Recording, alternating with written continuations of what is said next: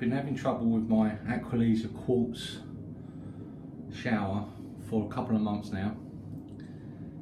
It locks out, starts off it goes cold and you can't get any hot through, and it locks out, switches off. After you've switched it off, it won't start and it needs to be reset.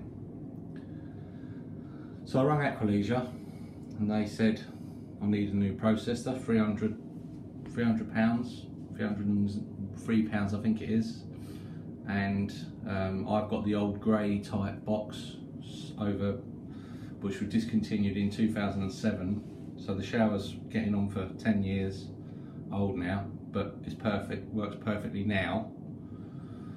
Just thought I'd let you know that the problem, I managed to solve it by basically stripping down the processor, cleaning the filters which were clogged, and then re-lubricating the washers inside. There's a little, like a pump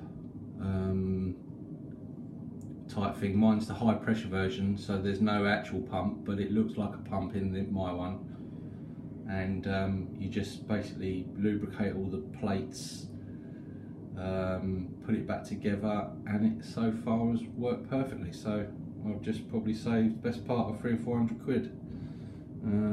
Not so bad for me because I can do it myself, but for you guys if you can't.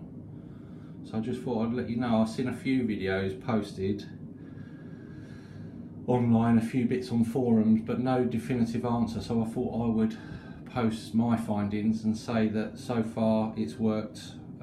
It was locking out after every 1 or 2 showers so far for 2 days, 10 or so showers, me switching it on and off umpteen times, and it's been fine. So they did offer Aqualisa a repair service which was more than the processor, which was 340 something pounds plus VAT I think.